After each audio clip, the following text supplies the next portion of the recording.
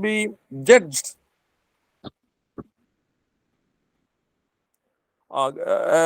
Greatness of a personality is to be judged how his words and ideas are realized later in history. We now know that nationalism has become the most dominant political form of our country, and that nationalism, Hindu nationalism, is now recognized everywhere. And the first person to say that India's nationalism is Hindu nationalism or Sanatana Dharma is our nationalism was really this Sri Aurobindo. So he was a harbinger of Hindu nationalism in India, and in that way, a great personality for us to know more about. So it is good that we are having this program here. So I welcome Dr. Veenu Pant to make her address.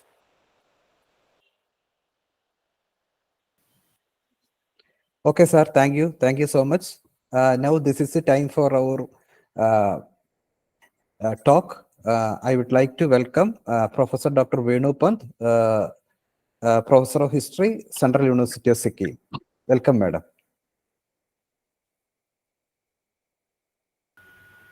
Thank you. Sabhi ko namaskar.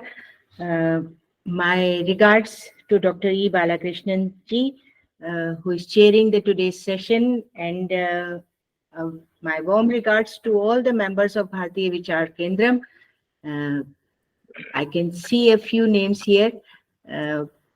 Gopi Krishna, who had actually introduced given the welcome note, and Joshi, Bhaskaran sir, Harindran sir, Sushil sir, Ajit sir.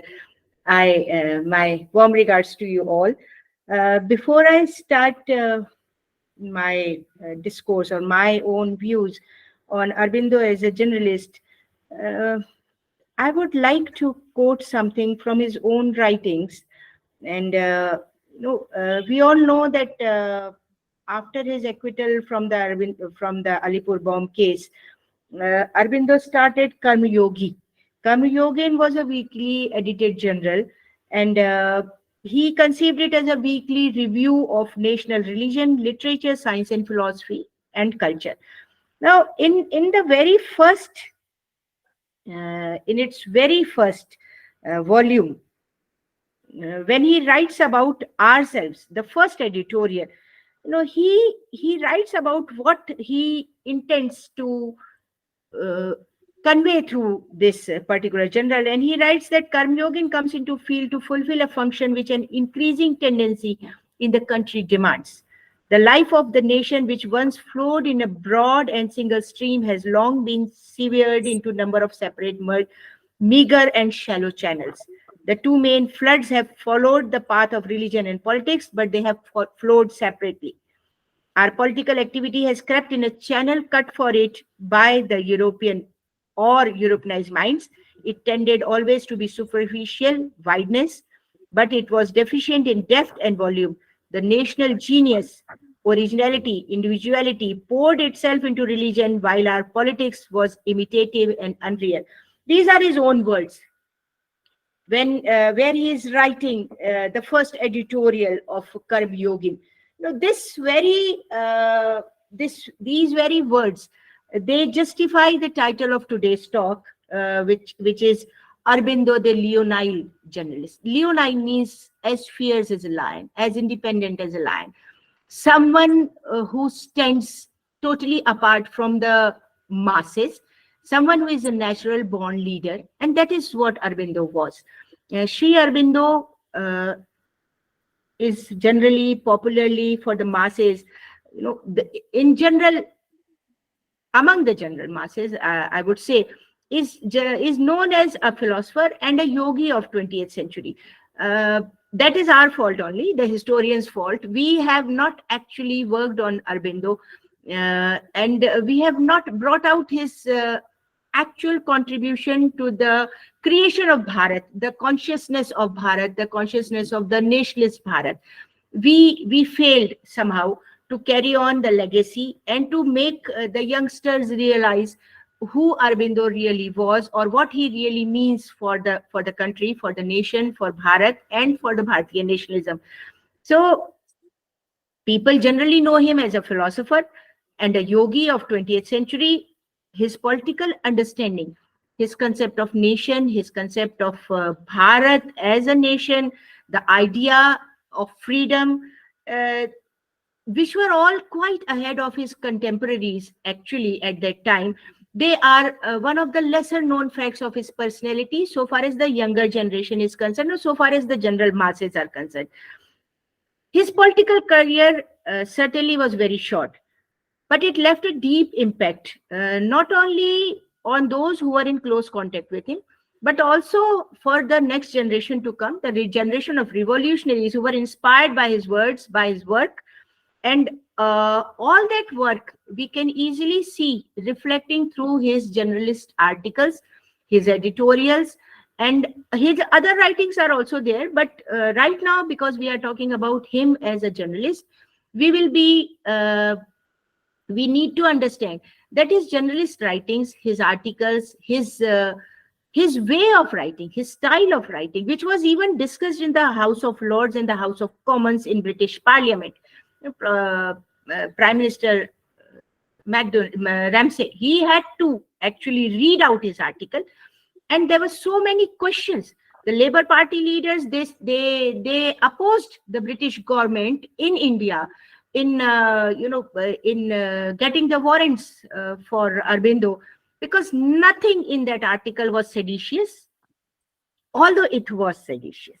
His way of writing, his style of writing was so clever, so intelligent. The use of words, his expressions, they were so clever that they could be understood in whichever way you wanted to understand. But they were very clearly giving out his basic message to the masses. So when we look at Aurobindo, actually, the basic period of him as a journalist is the period where we can say from 1906 to 1919. That is the basic period where we can see him or view him as a journalist. And this particular period in his life is intensely eventful and very turbulent in terms of his political contribution, his revolutionary contribution, and the political activities in which he was involved. And 1919 onwards, we see a spiritual realization in him of self, and he leaves the shores of the British India. He is within Bharat, but of course he has to leave.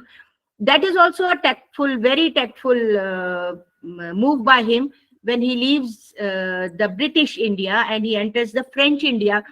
On the day the warrants are issued for him, and those warrants can never be fructified because he is not there in British India anymore.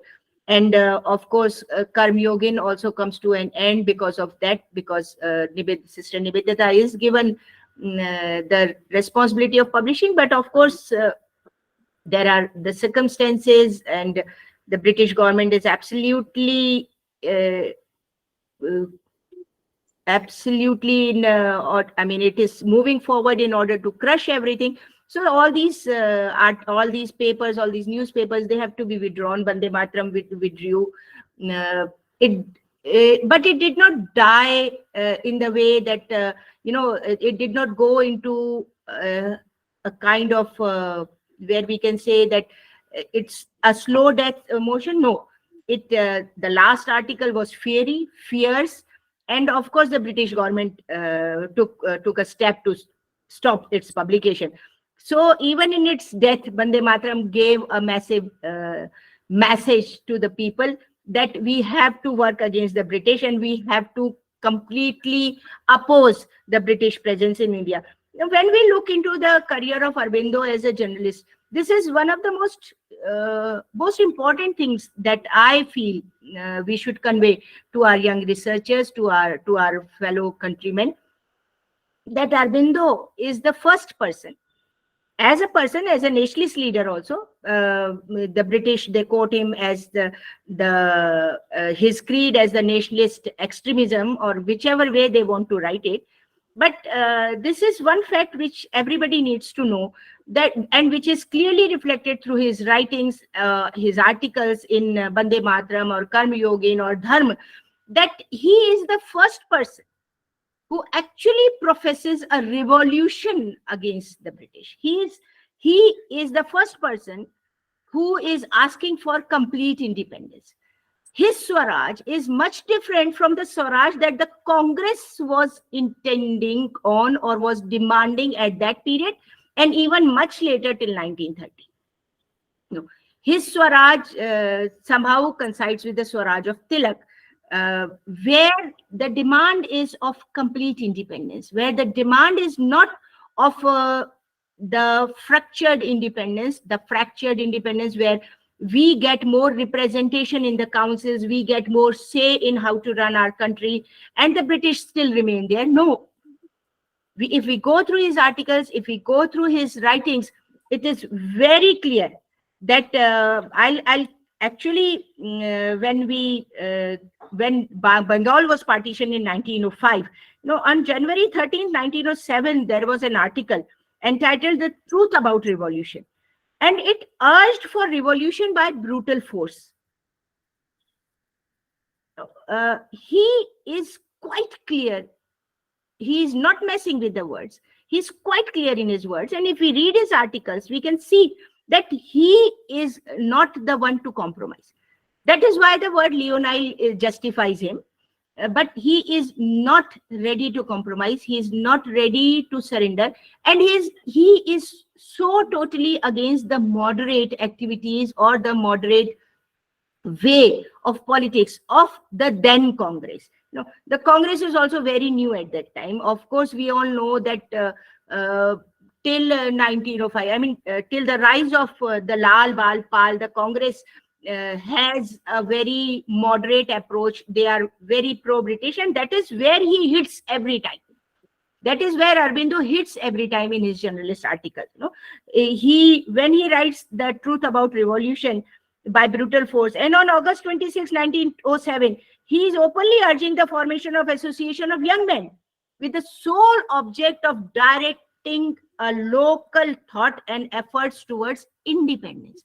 1907, he is talking about independence, the independence which the Congress takes a step to demand in 1930, that he is talking about in 1907. His Swaraj is not a fractured Swaraj where the British are still the overlords and the masters. His Swaraj is a Swaraj where the nation, the mother nation, is completely in hands of its own kids, its own sons and its own daughters. Aurobindo initially uses Yugantar as a platform for public opinion building and defining a purpose for nationalist journalism. It is this aspect of his life that needs a more in-depth work, and that needs to be brought forward, because here is where we can see the building of the spiritual nationalism that he is known for. That is certainly one thing. We can see how he is slowly evolving within himself. He is slowly evolving into the person that we know as Sri Aurobindo, from the person who he is at that point of time. Later on in his ashram, he writes once that whatever I have written in between 1905 to 1910 or 1919, I won't publish that as it is now, because that would mean that I have not developed. That would mean that I have not changed, and anything stagnant is not acceptable. So I have developed, I have changed, my ideas, my thoughts have changed, but the idea of revolution, but the idea of complete independence, that remains the same. So, of course, the concept of spiritual nationalism, which later on he is known as, which is his main contribution towards the building of Indian nationalism or Bharatiya nationalism, that is slowly developing, and we can view it through these articles. But the fieriness of his thought, which inspired so many revolutionaries to put at stake their lives and to work for the liberation of Mother India, the motherland, that is what comes through these journalist articles. In the age of 23, when he writes a series of 9 fiery articles under the caption "The Old Lamp, New Lamps for Old," it was published actually while he was still working with the Baroda state. While he was still working with the Baroda state, although Bipin Chandra Pal wanted him to be associated with the newspapers here, with especially with the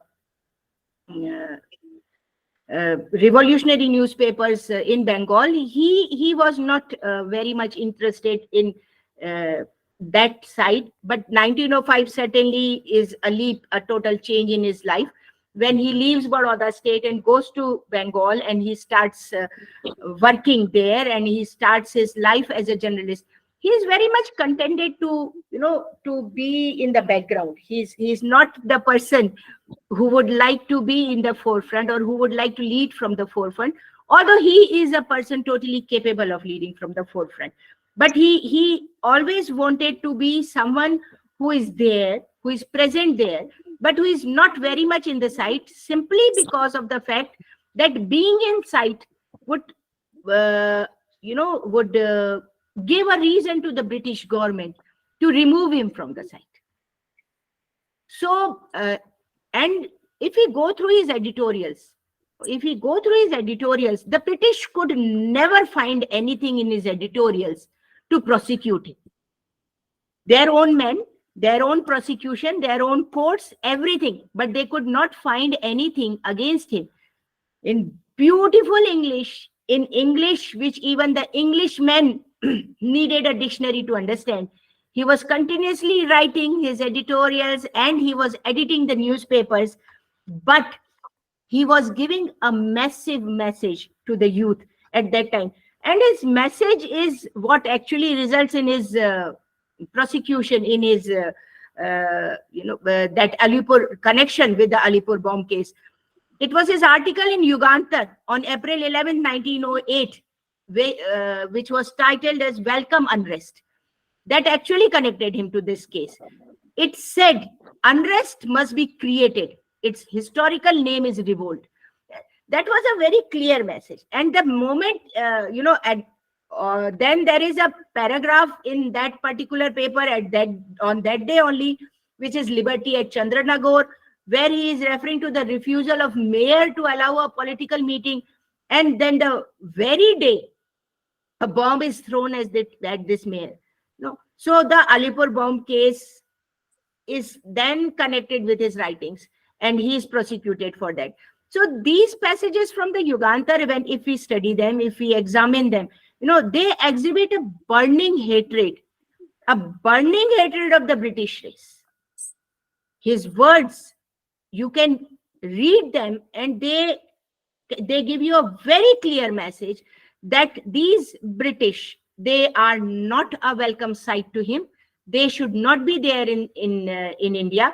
And if we go through the journalism of this period, whether it be the English newspapers, the Anglo-owned newspapers, or the Anglo-Indian-owned newspapers, even vernacular to some extent, we will not find the depth, we will not find the sharpness in any other person's article which can be equated to what Aurobindo was writing at this time.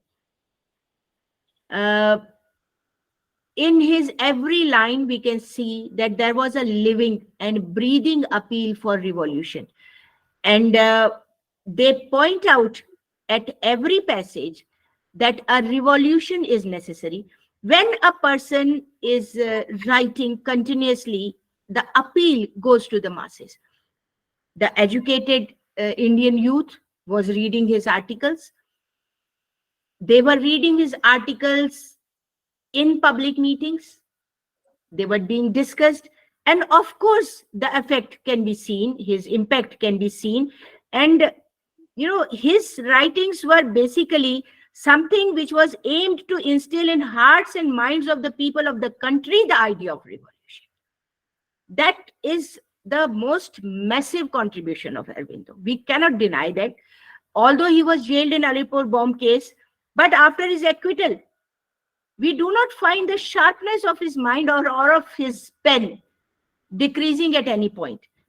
He starts Bande Mataram, and then he starts Karmi Yogin, and you can read through his articles in Bande Mataram and Karmi Yogin, and they are all available actually, thanks to his own to the ashram, and of course to several scholars who have worked on him, and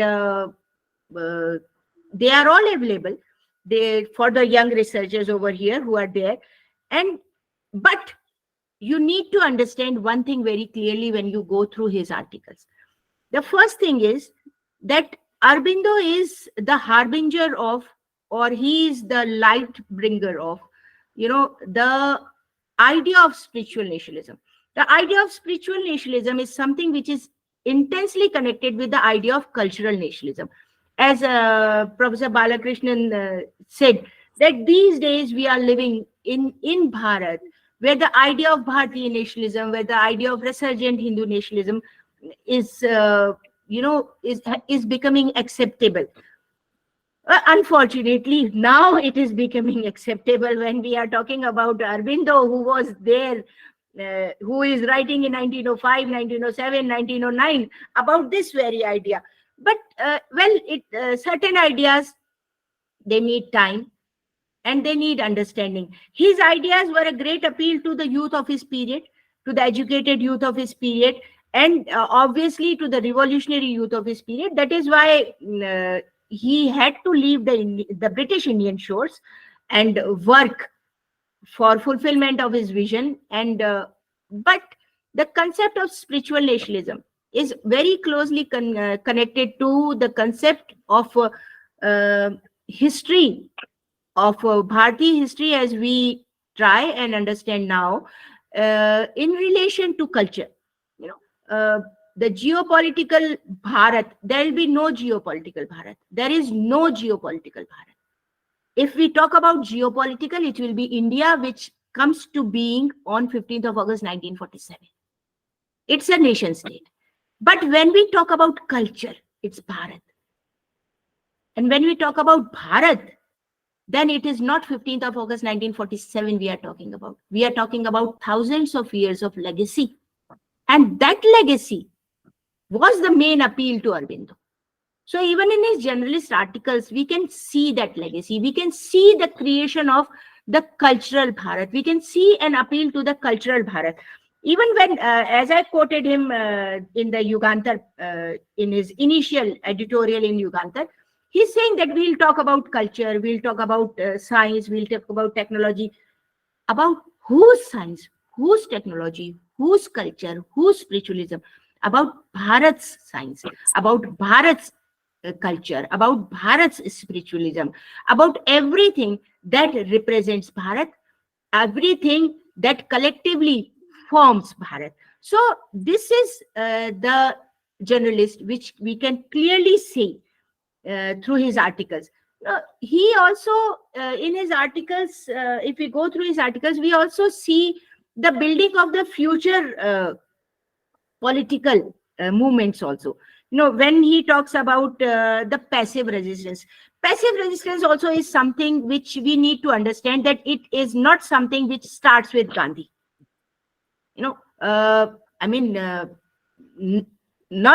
going into the political arena or political discussions, we should understand that all these concepts, the concept of Swadeshi, the concept of Swaraj, the concept of passive resistance, the concept of non-cooperation, the concept of boycott, the concept of national education, all these are very much present in the writings of Sri Aurobindo when Mahatma Gandhi was not even present in India.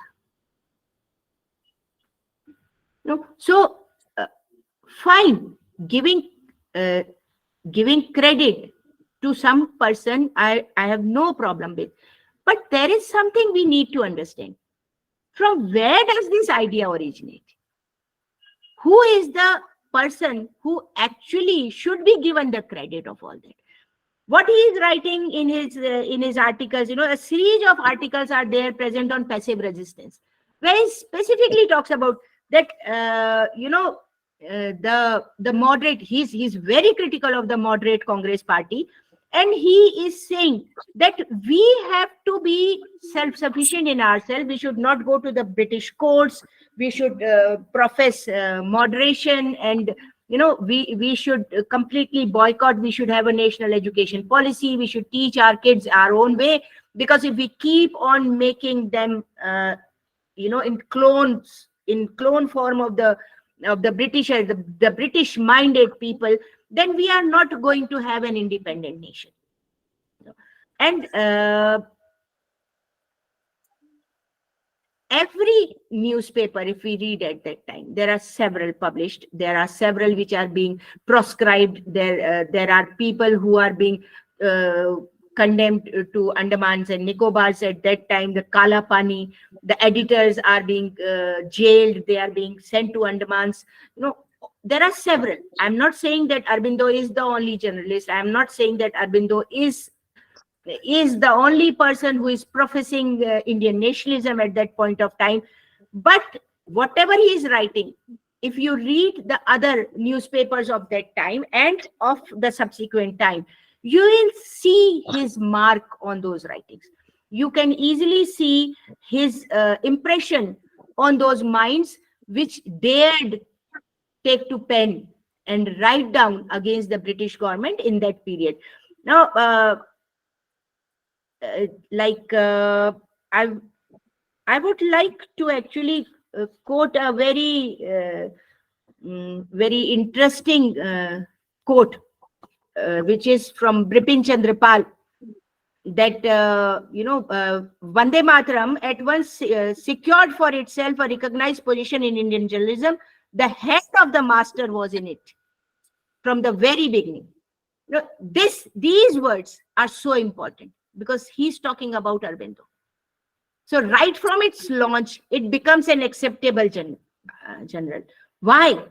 Because he clearly writes that the hand of the master was in it from the very beginning. Its bold attitude, its vigorous thinking, its clear ideas, its chaste and powerful diction, its scorching sarcasm and refined witticism were unsurpassed by any general in the country, either Indian or Anglo-Indian, and it at once raised the tone of every Bengali paper and compelled the admiration of every hostile Anglo-Indian editor. If we actually look into the British published newspapers at that time, even editorials, even articles published there, they are praising Aurobindo. They are scared of him, but they are praising him for the way he is writing, for the way his articles are coming out, for the way he is mesmerizing the youth of India. Even the Times in London, long extracts from Vande Mataram are reproduced week after week in the exclusive columns of the Times. Why are they published? Because, of course, the British press can see the threat that Aurobindo is creating, the threat that is known as Aurobindo as an editor.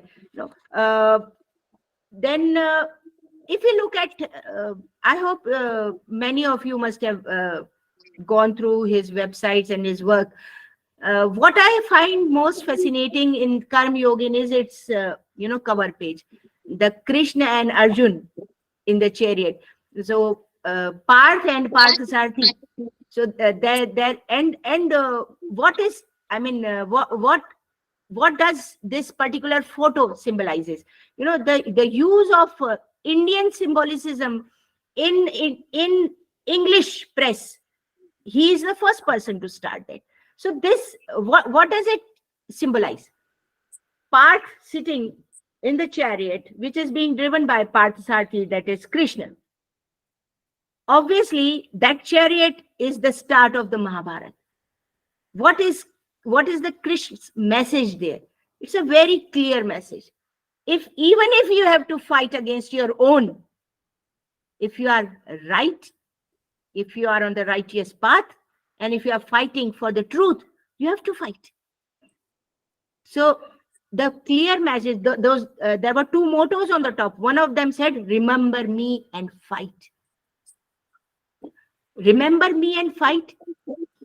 Krishna is saying that, remember me and fight. So the clear message, even the cover page had a very clear message, and that was his mind. That was his doing. That is what his contribution to Indian journalism is: a fiery revolutionary journalism, which was completely full of Bharatiya nationalism. The idea of spiritual renaissance, the idea of cultural renaissance, the idea of cultural renaissance, of course, started much earlier, but he is the one who takes it forward through his writings.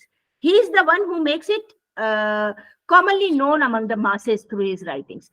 He is the one who, through his journalist articles, makes it clearly known to the youth studying in those British schools and British colleges and British universities that they have to fight for their land. That passive resistance could be a way of bringing people together, but ultimately it is the revolution which is going. But I'm right now, when I'm speaking, I'm actually giving a totally opposite angle. He starts with the revolution and he goes towards the passive resistance, because of course he himself later on says that my spirituality, my meditation, my everything, it changed me. So probably later on in his life, he changed. But that is not the part we are discussing right now. We are discussing the fiery Aurobindo right now. Aurobindo, who edits Karma Yogin, Aurobindo, who edits Bande Mataram, Aurobindo, who edits Dharma. He is certainly an influential writer, an influential speaker.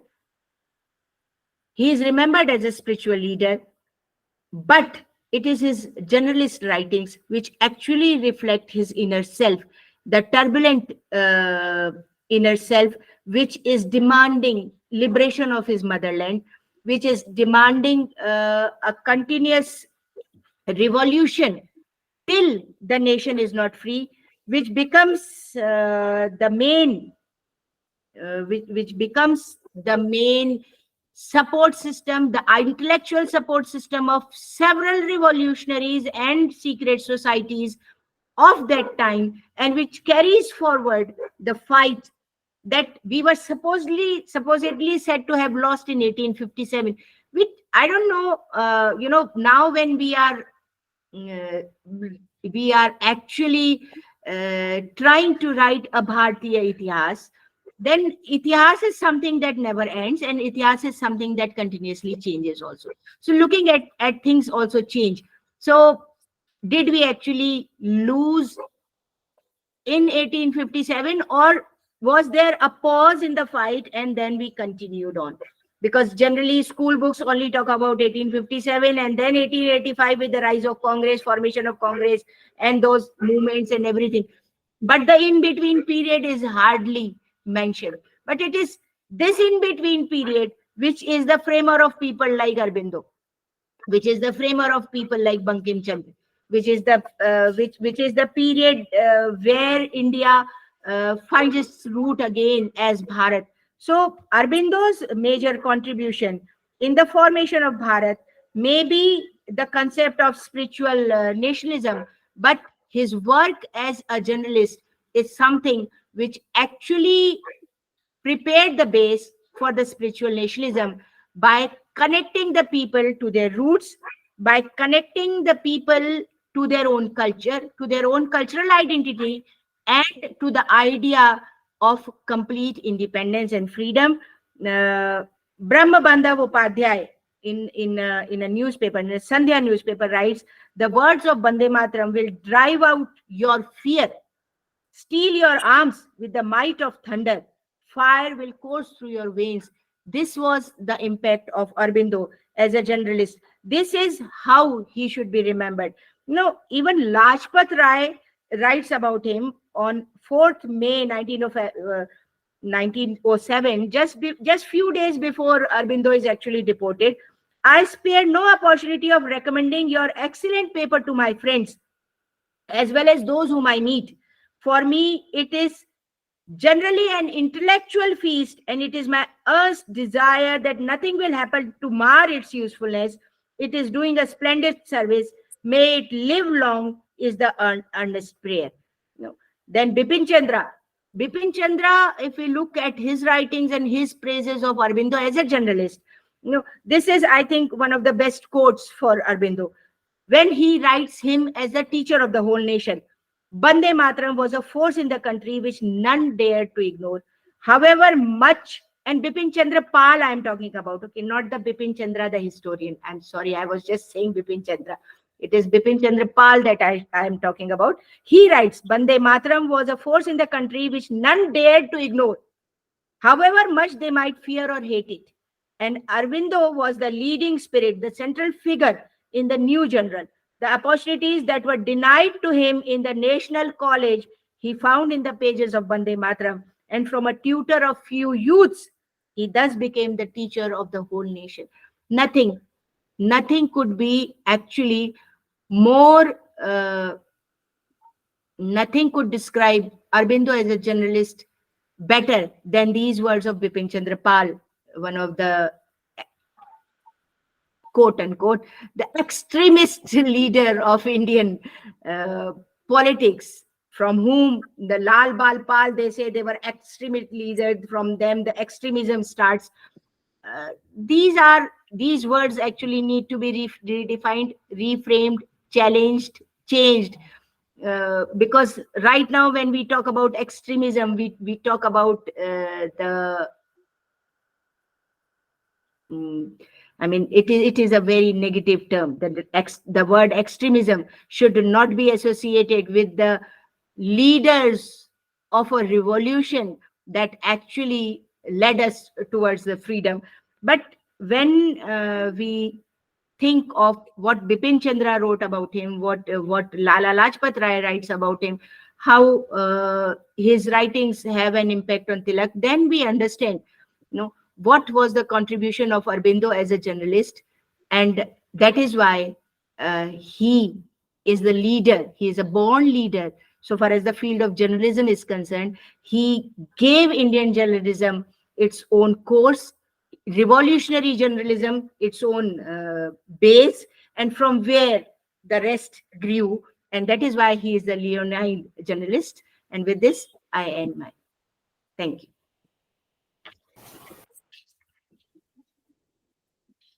Okay. Thank you so much, madam, for the excellent speech on Sri Aurobindo's contribution to journalism and his contribution to national movement. And this is a time for a discussion, and we have time for discussion. And now the paper is opened for discussion.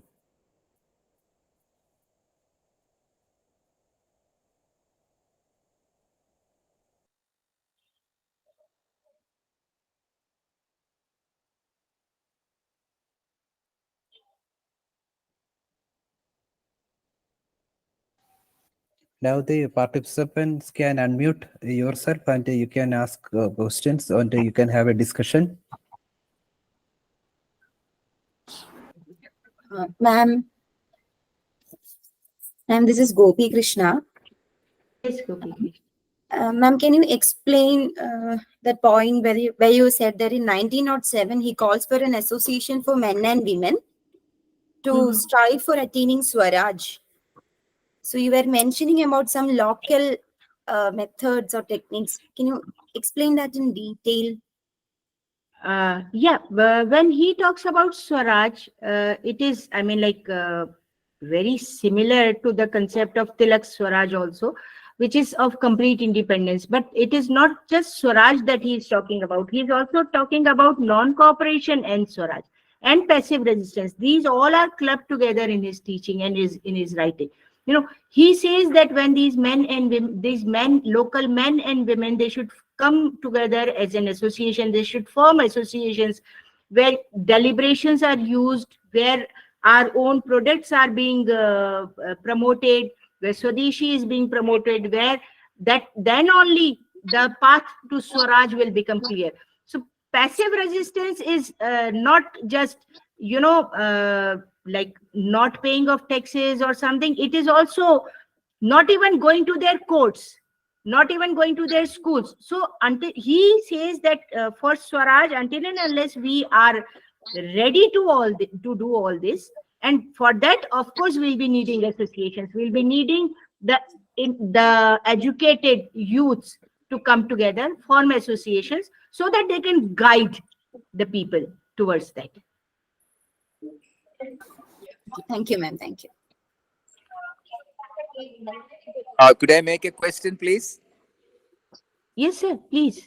Yeah, I'm Dr. George. I would like to know why Aurobindo and his writings are not in the curriculum as it ought to be, and how, for instance, the ashram or his work needs to have a new beginning in many ways.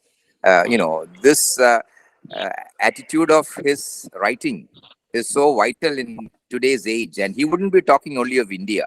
He'll be talking on a global platform and of a global space of peace and non-violence. How do we move from where he was talking about things as it was then to what it is today? We've got to get there. Can we? Could we? Please. Sir, for the first part of your question, I don't think I'm compatible to answer that the government of India should answer. At least the government the government that was ruling India for a very long time. That why it is not in curriculum. Unfortunately, as we got independence, the first thing that should have been done was which actually an eminent historian, Dr. R.C. Majumdar, at that time tried to should have been, to write the history, at least the Bharatiya history, from the Bharatiya point of view, from our own perspectives.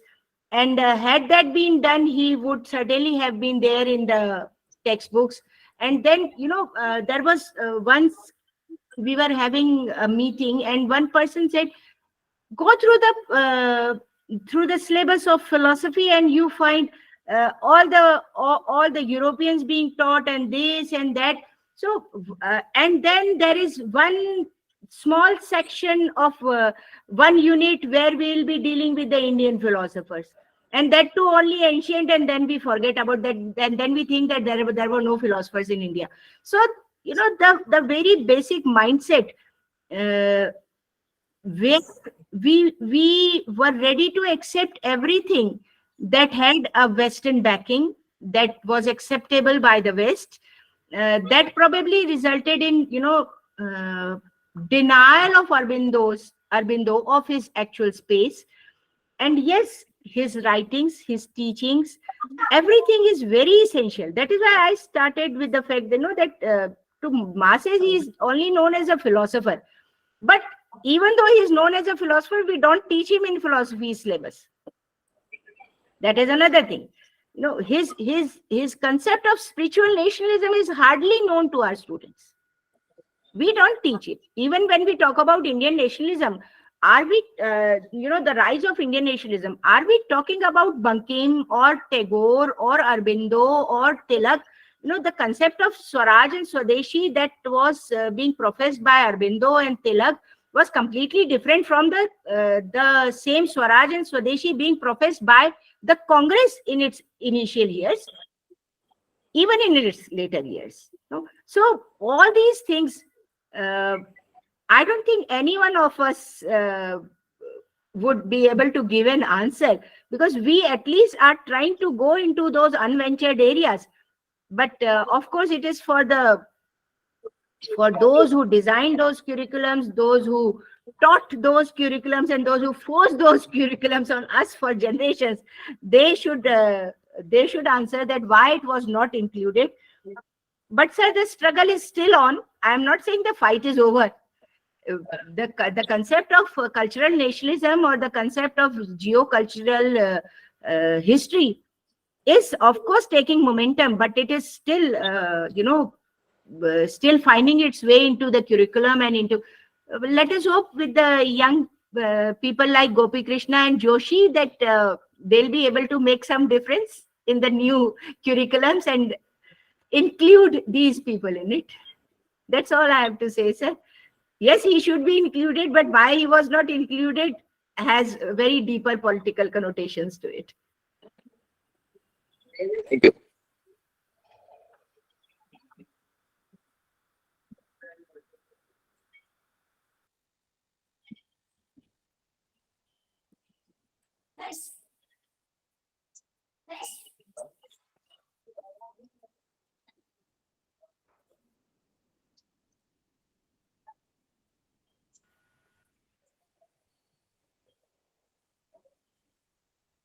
Matthew, I think nobody else has a question now. Yeah.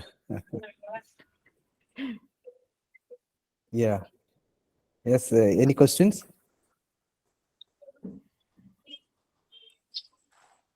Okay. Actually, madam, you have rightly pointed out that this is the best time to include the philosophy of Sri Aurobindo in our syllabus. Our new generation should understand what is the contribution of this great philosopher and great nationalist. And this is the need of the hour, in my opinion. Thank you. If I may add, it is not so much as to being in the curriculum as much as he should become more talked about by the so-called politicians or the leaders of thought from a philosophical perspective. He was as much a giant, in my opinion, as Tagore was, as Mahatma Gandhi was influenced by. However, he had his rebellious nature to things, and his writing is phenomenal. I have been influenced by his writing. As a medical student in the 1970s, I read, and the library had his books, and I was just fascinated by what I read. So it's not necessary that it be in the curriculum, but it must become available, and it should become open, and it should become matter that is translated and more accessible with the net and all that. So that is where the challenge is. For instance, the ashram or the concept of a universal city is so challenging and so urgently needed in India. We need 10 cities of that kind for the populations we have, and we don't have a single planned city except maybe Chandigarh in the independent India. That's where our challenges are. We must articulate his concepts in the next post-philosophical, practical sense of things, is what I say. And I'm very happy to be influenced by him. And my thinking of that future and the spirit, he's a futurist more than just a philosopher. Thank you. Thank you, sir.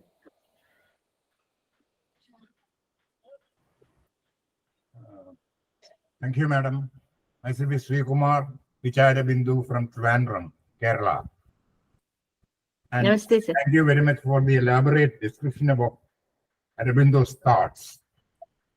Now, what I am saying, after hearing the versions from different people in this platform, what I would like to tell is that Indian philosophy, or rather philosophy of Bharata, Arsha Bharata Samskara, has been to a larger extent misinterpreted in so many ways by people who wanted to guide India in their own way, including Mahatma Gandhi and Jawaharlal Nehru, who were pioneers, who were said to be the pioneers for the modern India.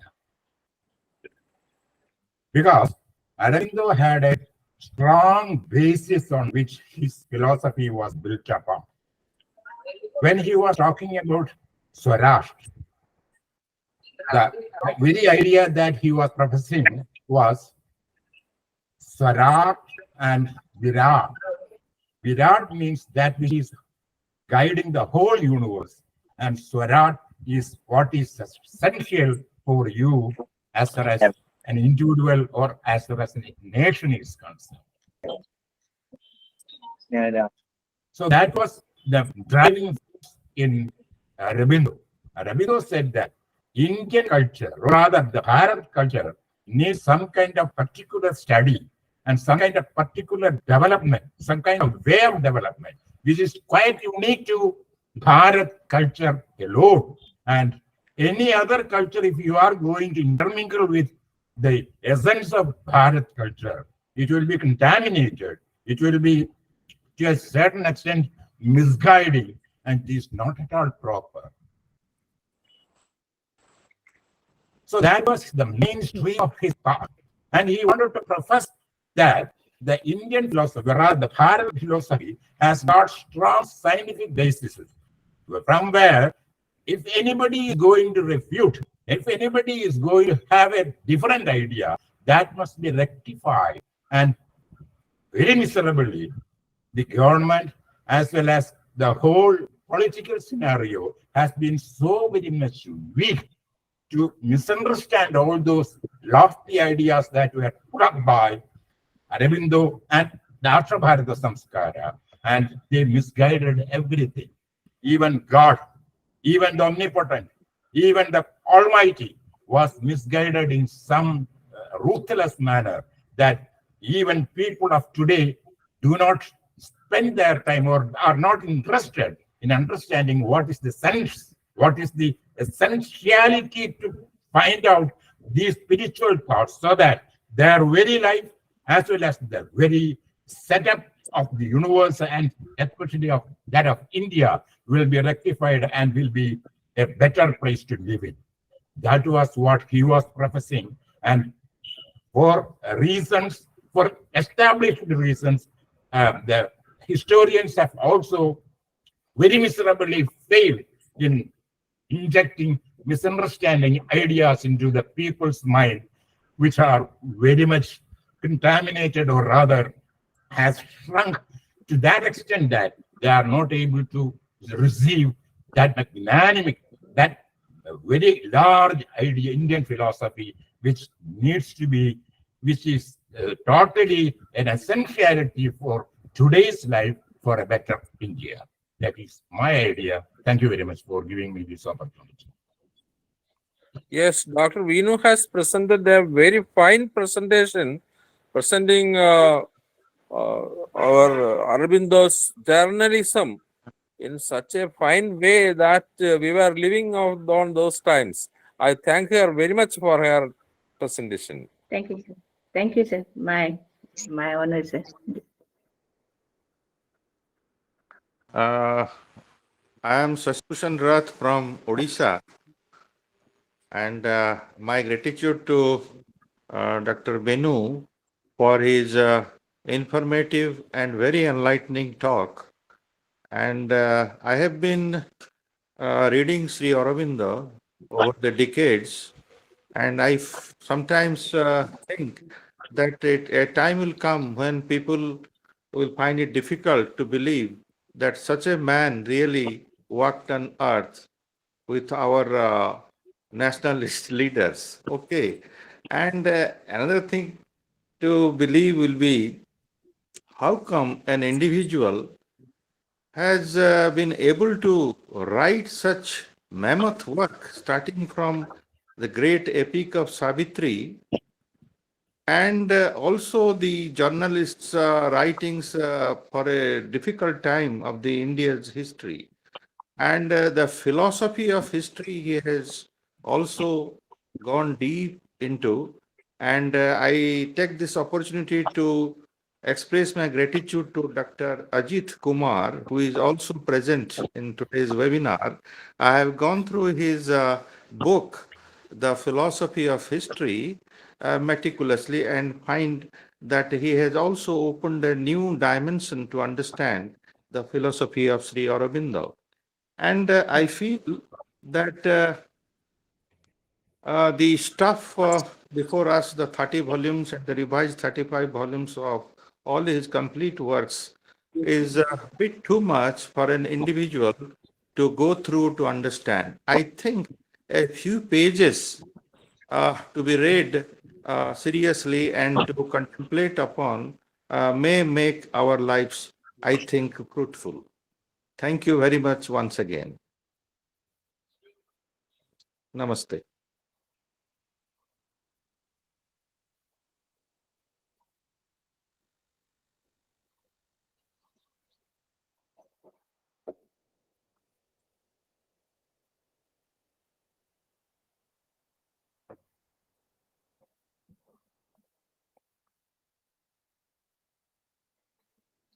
You are If discussion muted. is over, I think that we can close it now. Okay, okay. I think questions are over. Okay, then I invite that persons to Thanksgiving. Okay. Roshimaku. Yeah, yeah. Okay. Respected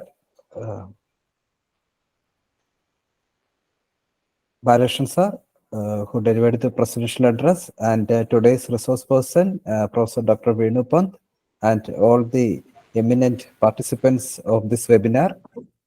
This is a time for expressing our sincere gratitude to all the participants of this seminar. Actually, this is a simple beginning of a great journey of our academic community group, Southern Antiquarian. And today we had an excellent talk, an insightful talk by Professor Dr. Veenu Pant, and through her scholarly address, she very clearly proved that apart from the spiritual and philosophical contributions of Sri Aurobindo has greatly contributed in the field of journalism, and through his writings in his newspapers, he articulated the idea of free and self-reliant India. On behalf of everyone participating in this seminar and on behalf of Southern Antiquarian, we express our sincere gratitude for your excellent presentation and participating in this seminar. Thank you so much, madam. Thank you for being with us today. And next, I would like to recognize the contributions of the noted historian and senior academic fellow, Dr. E. Balakrishnan, who delivered a thought-provoking presidential address. And I had met Professor Dr. Balakrishnan during the time of a seminar in Varthi Vicharakendran, Trivandrum. And for all the participants present here and on behalf of Southern Antiquarian, we express our heartful thanks to Dr. Balakrishnan for your presidential address. Thank you so much, sir. And next is our young scholar, R. Gopi Krishna. She proposed the welcome speech for this webinar on behalf of Southern Antiquarian and all participants. Thank you so much, Gopi Krishna. Thank you. And last but not least, this seminar is a grand success, not only because of the insightful talk of Veenu Pant, but also the excellent discussion that happened during this seminar, or this rather webinar. And for all the participants are our strength, and all those participated in this seminar, from the bottom of their heart, we express our heartful thanks to all the participants, and we also expect your participation and support for our future endeavors. And once again, I would like to thank all participants and all scholars in this webinar. Thank you so much. Thank you so much. So, shall we wind up? Yes, we can wind up. Okay, okay. Thank you. Thank you. Thank you. Thank you.